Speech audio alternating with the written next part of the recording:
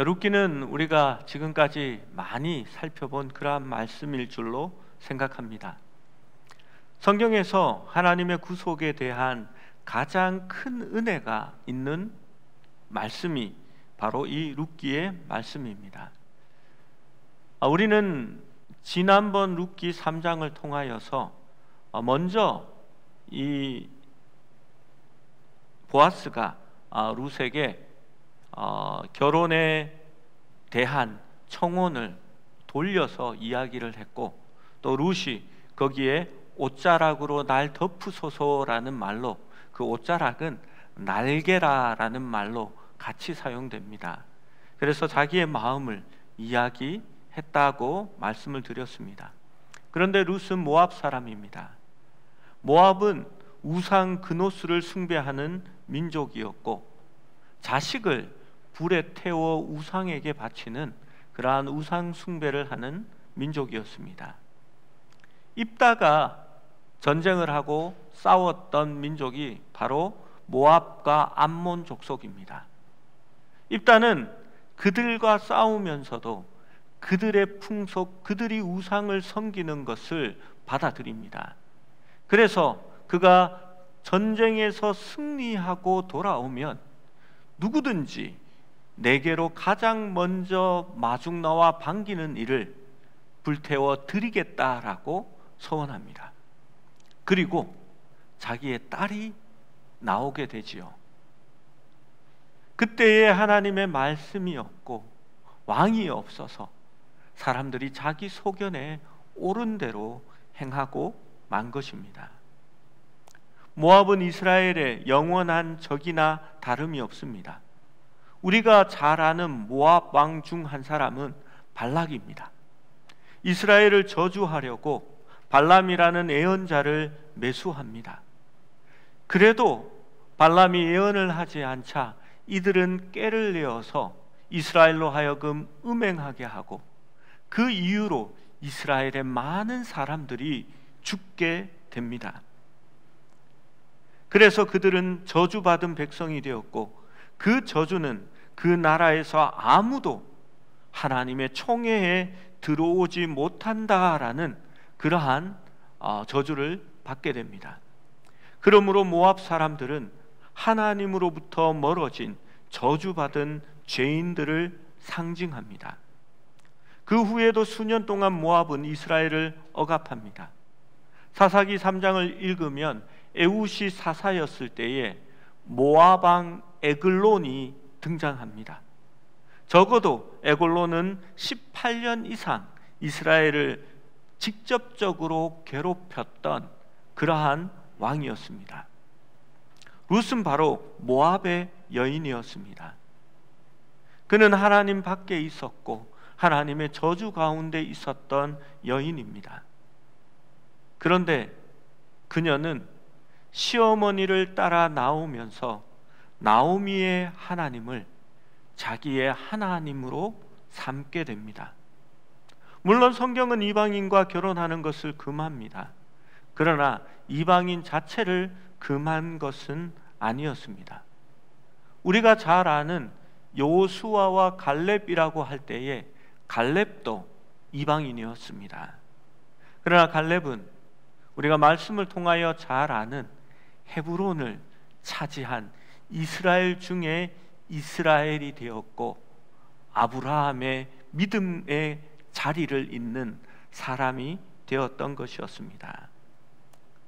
여러분, 하나님은 하나님 안으로 들어온, 하나님께로 연합한 이방인들을 절대 배척하거나 차별하지 않으셨습니다. 이사야 56장 3절 말씀에는 이렇게 기록합니다. 여호와께 연합한 이방인들은 말하기를, 여호와께서 나를 그의 백성 중에서 반드시 갈라내시리라 하지 말며, 하나님께서 여호와 하나님께 연합한 이방인들은 이스라엘 백성 밖으로 갈라내지 아니한다라고 말씀하는 겁니다. 우리 이사야 56장 6절 7절의 말씀을 같이 한번 읽어봅니다. 시작. 또 여호와와 연합하여 그를 섬기며 여호와의 이름을 사랑하며 그의 종이 되며 안식일을 지켜 더럽히지 아니하며 나의 언약을 굳게 지키는 이방인마다 내가 곧 그들을 나의 성산으로 인도하여 기도하는 내 집에서 그들을 기쁘게 할 것이며 그들의 번제와 희생을 나의 제단에서 기꺼이 받게 되리니 이는 내 집은 만민이 기도하는 집이라 일컬음을 될 것임이라. 여러분, 내 집은 만민이 기도하는 집이라 일컬음이 될 것임이라 라는 말을 우리는 신약에서 보게 됩니다. 예수님이 헤롯의 성전에 들어갔을 때에 헤롯이 지은 성전에 들어갔을 때에 거기에는 분명하게 이방인의 뜰이 존재합니다. 성전은 이방인들이 하나님 앞에 나와 예배할 수 있도록 허락된 곳이었습니다. 성막도 마찬가지입니다.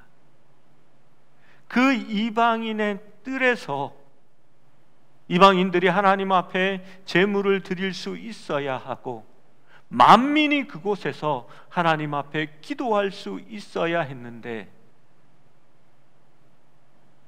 성전을 지키던 바리새인들과 또 성전에 있던 제사장들은 그곳을 장사치들의 장사하는 곳으로 만들어 버렸습니다. 그때 예수님은 분노하셨습니다.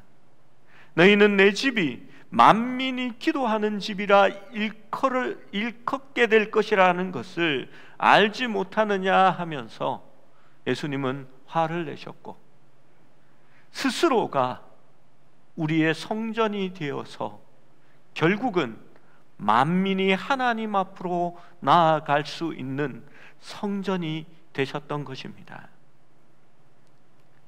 여러분, 이 모압 여인 룻을 생각해 보십시오. 그는 하나님의 기업 밖에 있었던 사람입니다. 여호와의 족속도 아니었습니다. 그러나 그가 시어머니 나오미를 따라서 그녀의 하나님을 나의 하나님으로 삼았을 때에 그는 이스라엘 안으로 들어왔고 이제 그 기업을 받을 수 있는 여인이 되는 것입니다. 여러분, 보아스는 기업 물을 자라고 기록되어 있습니다. 기업 물을 자가 무엇일까요? 레위기 25장에서 읽을 수 있는 매우 흥미로운 율법이 있습니다. 하나님은 인간이 고난과 재난으로 인하여 어떤 가족, 어떤 가문은 가난에 빠지고 그들의 땅을 팔 수밖에 없는 그러한 일이 있을 것임을 알고 계셨습니다. 또 하나님은 그러한 일로 말미암아 재산을 팔 수밖에 없었고 또 그 재산을 축적한 사람들이 다음 세대에 있어서 사회가 부와 빈곤의 엄청난 불균형을 세습하지 않기를 원하셨습니다. 그래서 이스라엘의 제도는 50년이 지나면 희년이 되고 희년이 되면 땅은 원래의 주인에게로 돌아가도록 만들어서 그 기업이 영원까지 이어지게 만든 것이 바로 레위기의 법이었습니다. 첫 번째, 이 제도는 희년 50년마다 그 땅이, 모든 땅이 원래 분배받은 대로 주인에게 돌아갑니다. 여러분, 그러면 다시 기회를 얻게 되는 겁니다. 즉 땅을 잃은 사람들의 상속인들과 그 후손들이 다시 그 아버지의 땅을 얻고 가족들은 다시 기회를 얻게 되는 것입니다. 둘째, 50년은, 두 번째 방법은 50년은 긴 시간입니다. 여러분, 오늘날 왜 진보와 보수가 갈리고 부의 분배에 있어서 문제가 생기는지 아십니까? 돈이 돈을 낳는 시대가 되기 때문입니다. 돈을 있는 자는 더 많이 벌게 되고 더 많은 것을 가지게 되고 그 돈은 자식들에게 또한 대물림이 되게 됩니다.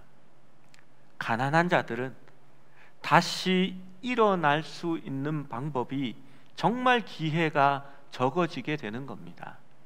거기에다가 주변 사람들과 또 부한 사람들만큼 살아가기가 힘이 드니까 자신들이 잘 살 수 있는 방법을 무엇이라고 생각합니까? 세상이 뒤집어져야 된다고 생각하는 겁니다. 무언가 큰 천재지변이나 전쟁이나 아니면 혁명이 일어나지 않으면 우리가 남들만큼 살 수 없다고 생각하기에 뒤집어지고 무언가 일어나는 것을 원하는 겁니다. 반면에 가진 사람들은 현재의 제도가 유지되고 자신들이 가진 것들이 영원히 자신들에게 머물러 있기를 원하는 것입니다. 두 번째, 이스라엘에서 재산에 대한 방법은 50년은 긴 시간이기 때문에 50년이 되기 전에 그 땅을 다시 살 수 있게 했습니다. 또한 팔 때에도 그것을 먼저 가까운 가족들에게 팔 수 있게 한 겁니다.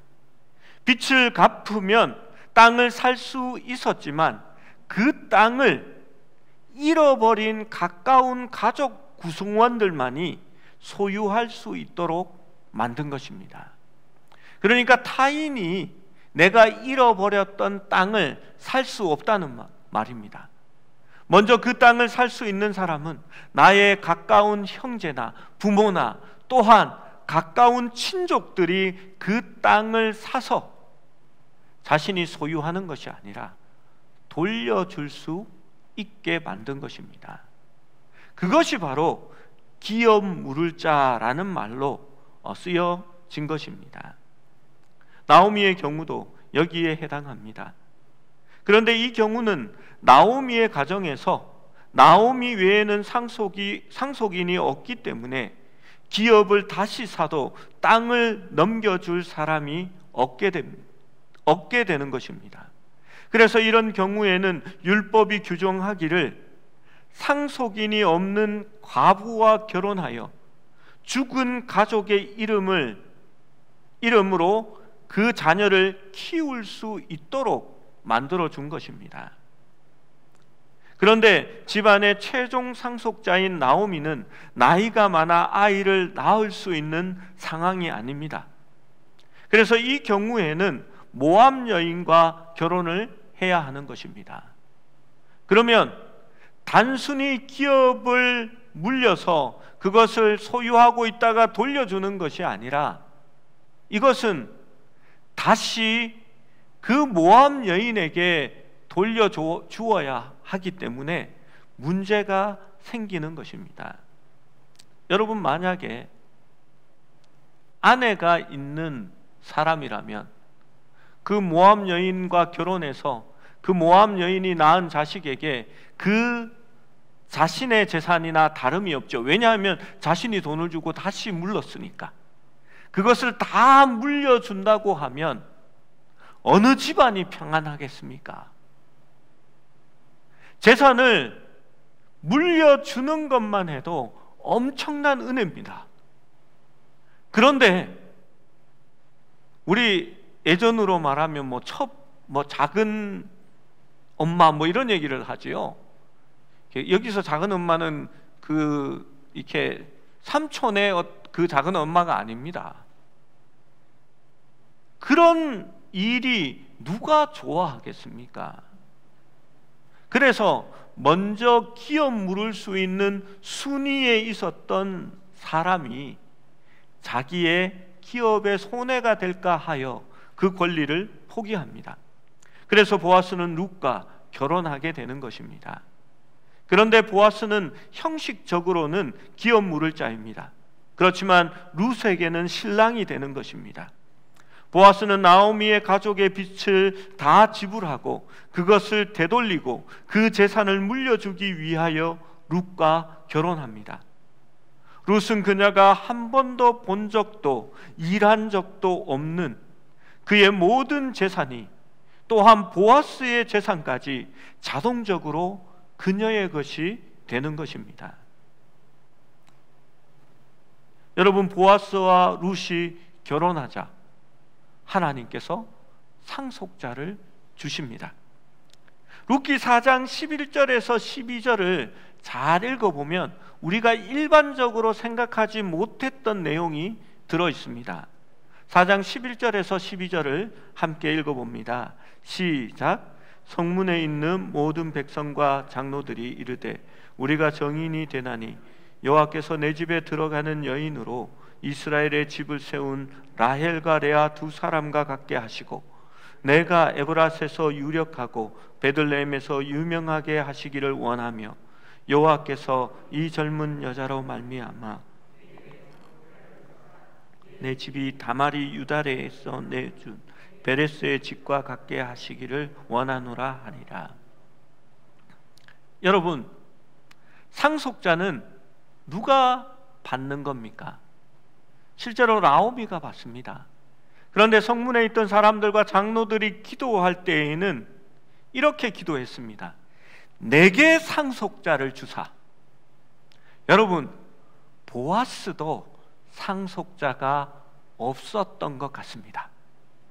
그가 상처했는지 아니면 결혼을 했는데 자식이 없었는지는 명확하게 밝히지 않지만 분명히 보아스에게 상속자를 주사 내 집이 다말이 유다에게 낳아준 베레스의 집과 같게 하기를 원하노라 라고 말하고 있습니다.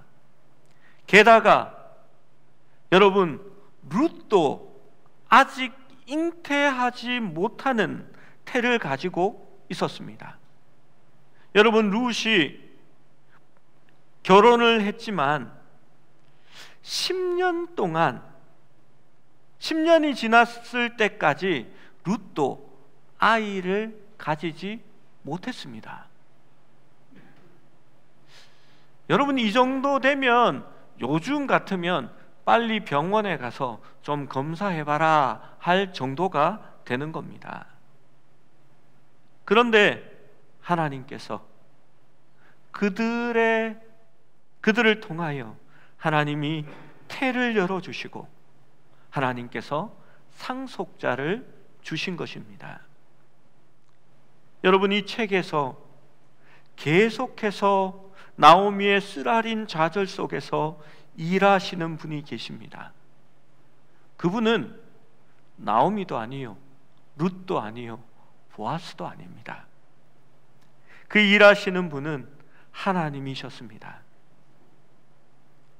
나오미가 남편과 아들을 잃었을 때 하나님은 그녀에게 룻을 주셨습니다. 그녀가 가족의 이름을 위해 후손을 키울 친척이 없다고 생각할 때에 하나님은 그녀에게 보아스를 허락해 주셨습니다. 부림의 룻이 보아스와 결혼했을 때 하나님은 또한 그에게 아이를 주셨습니다. 여러분, 이야기의 요점은 처음에 나오미에서 시작해서 마지막도 나오미가 아이를 안고 있는 것으로 끝이 납니다. 나오미의 삶에 있어서 나오미는 하나님의 일하심을 보게 되고 하나님의 은혜를 누리고 있는 것입니다. 여러분, 경건한 자의 삶이 항상 영광과 축복의 길로 직선으로 달려가는 것만은 아닙니다. 여러분, 제가 성도들을 위로할 때 또 한탄할 때 늘 얘기하는 말이 있습니다. 우리 하나님은 좀 많이 느려요. 하나님은 똑바로 직선으로 잘 인도하지 않는 것 같습니다. 뜸을 들이고 굽은 길로 돌아 가지만 하나님은 일하시고 가장 적절한 시기에 가장 좋은 것으로 우리에게 예비하시는 하나님을 우리는 만났고, 또한 그 하나님과 함께하고 있고, 또 그 하나님의 일하심을 보게 될 것입니다. 그리고 하나님은 반드시 그렇게 도달하게 하시는 것입니다. 많은 상심에 힘든 삶을 보낸 후에 어린 아이를 안고 있는 할머니, 그러나 하지만 그게 또 이야기의 끝은 아닙니다. 여러분, 4장 16절에서 17절의 말씀을 함께 읽어봅니다. 16절 17절입니다. 시작. 나오미가 아기를 받아 품에 품고 그의 양육자가 되니 그의 이웃 여인들이 그에게 이름을 지어주되 나오미에게 아들이 태어났다 하여 그의 이름을 오벳이라 하였는데 그는 다윗의 아버지인 이새의 아버지였더라. 여러분, 나오미가 기업 물을 자를 받았습니다. 그런데 그는 다 오벳이었고 그는 다윗의 아버지 이새의 아버지였다라고 기록합니다. 하나님은 늘 우리가 생각하고 기도하는 것보다 더욱 크신 하나님이십니다. 17절에서 그는 이 아이 오벳이 이새의 아버지고 이새가 다윗의 아버지라고 매우 간단하게 말합니다. 그런데 우리는 이 말 속에서 우리가 상상할 수 없는 훨씬 큰 은혜가 있다라는 것을 느끼게 됩니다. 여러분, 나오미는 그리고 룻은 이스라엘의 가장 위대한 왕인 다윗의 오심을 준비하고 있었던 것입니다. 여러분, 다윗은 이스라엘의 진정한 왕이었습니다. 그는 새 시대 평화, 의로움, 고통과 울부짖음에서 해방을 나타내는 왕이었습니다. 여러분, 히브리어로 왕이 무슨 단어를 쓰고 있는지 아시죠? 메시아가 왕입니다. 여러분, 다윗을 통하여 그 다음에 그의 자손으로 오는 메시아가 있습니다. 그도 새 시대를 열 것이며 평화의 왕으로, 의의 왕으로 오실 것입니다. 이 단순한 작은 사실 속에는 큰 희망의 강으로 흘러가는 시냇물이 펼쳐집니다. 그리고 우리는 그 뒤에 펼쳐질 바다를 이미 보고 있습니다. 여러분, 우리의 기업 물을 자가 되실 예수 그리스도께서 다윗의 자손으로 오기 때문입니다. 여러분, 모압의 이방인이 이스라엘 자손에게 원수되었고 저주받았던 백성이었던 것처럼 우리도 하나님 앞에 죄로 말미암아 원수되었고 또 저주받은 백성이었습니다. 우리는 영원한 형벌 가운데 버려질 수밖에 없는 족속이었습니다. 그런데 예수 그리스도께서 우리를 대신하여 우리의 기업 물을 자가 되시고 자신이 소유하신 하나님의 나라, 그의 영원한 기업을 우리에게 물려주신 것입니다. 그래서 우리 하나님은 보아스에게 뿐만이 아니라 룻에게 뿐만이 아니라 우리에게도 진정한 기업 물을 자가 된 것입니다. 그리고 그 온전한 기업 물을 자를 보내주시는데 룻에게 아들을 주셔서 그것을 행하게 하신 것입니다. 여러분, 이것이 얼마나 큰 은혜입니까? 룻이 그것을 상상할 수 있었을까요? 우리 하나님은 우리가 생각지 못하는, 우리가 구하고 기도하는 것 그 이상을 우리에게 준비하고 베풀어 주시는 겁니다. 이 저주받은 모압 여인 룻은 다윗의 증조 할머니가 됩니다. 마태복음 1장을 읽으면 족보를 따라가다가 5절에 룻에 이르게 됩니다. 저주받은 모압 사람이 어떻게 메시아의 가게에 들어갔습니까? 하나님께서 그녀에게 기업 물을 자, 구속자를 마련해 주셨기 때문입니다. 보아스는 우리 친족 기업 물을 자의 그림입니다.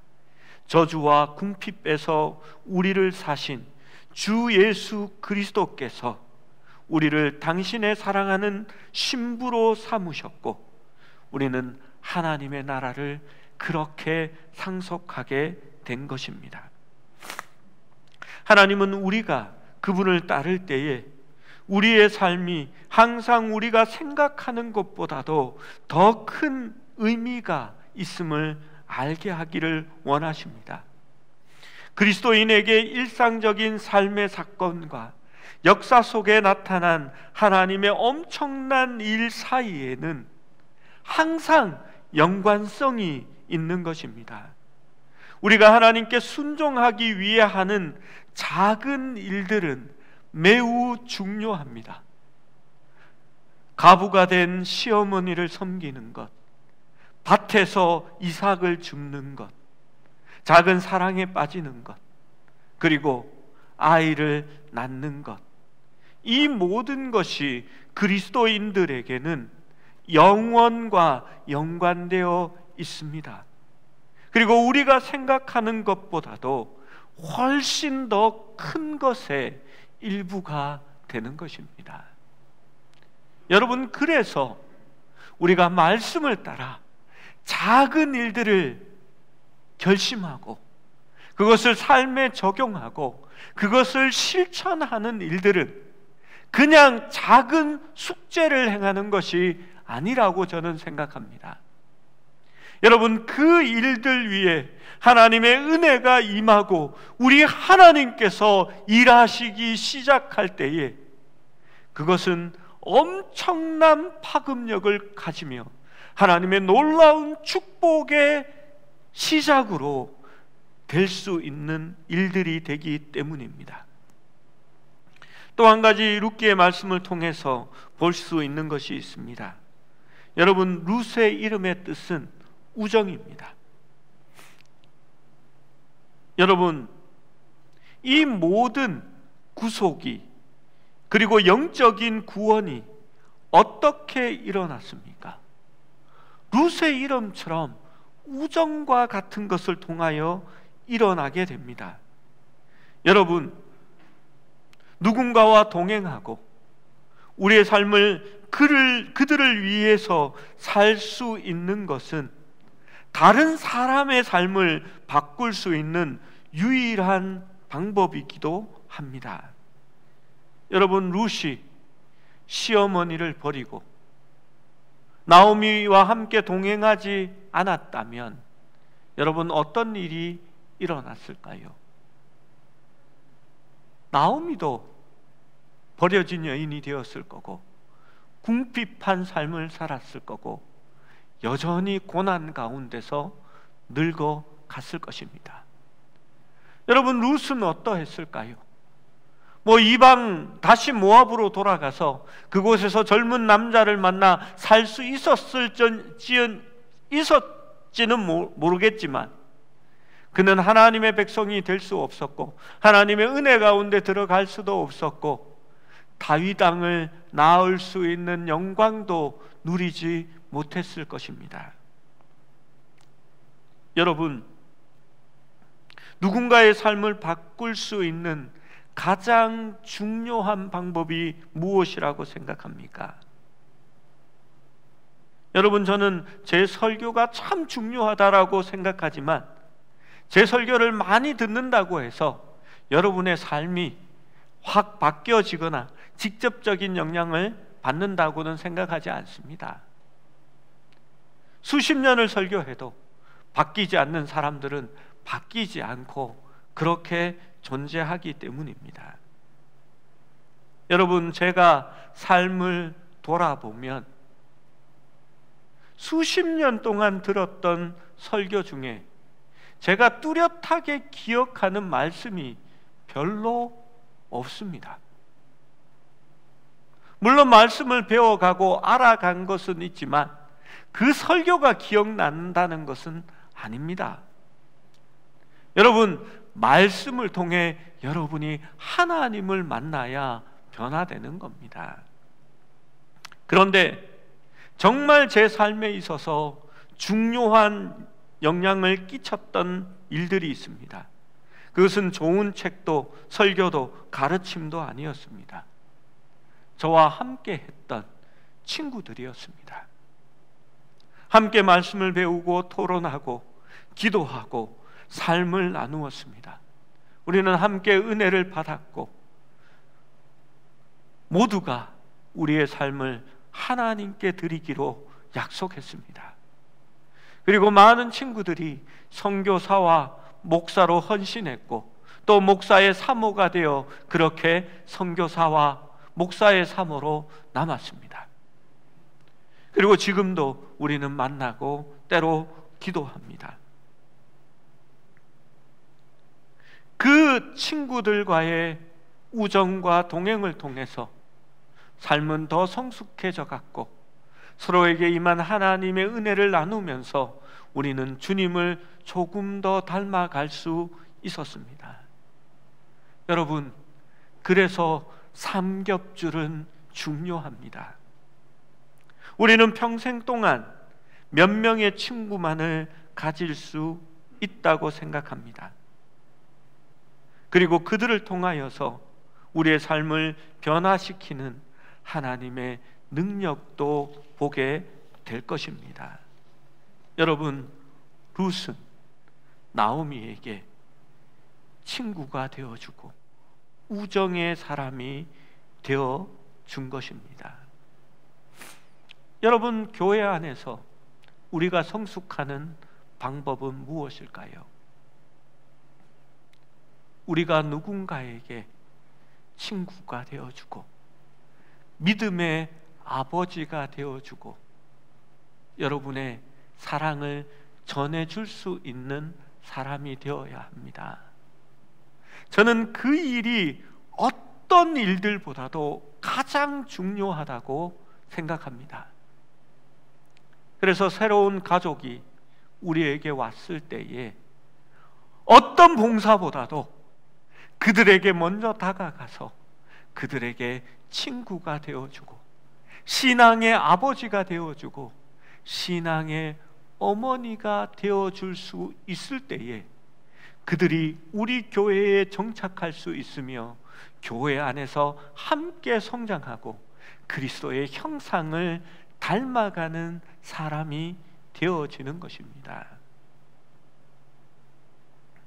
룻의 운명은 바로 그와 같은 결단을 통하여서 나오미와 동행하면 아무것도 없고 희망도 없지만 그 손해를 감수할 때에 하나님의 크고 놀라운 은혜가 그 룻에게 부어질 수 있었던 것이었습니다. 사랑하는 여러분, 서로에게 룻이 되어 주십시오. 룻의 이름처럼 우정으로 늘 남고 기도할 수 있는 사람들이 되어 주십시오.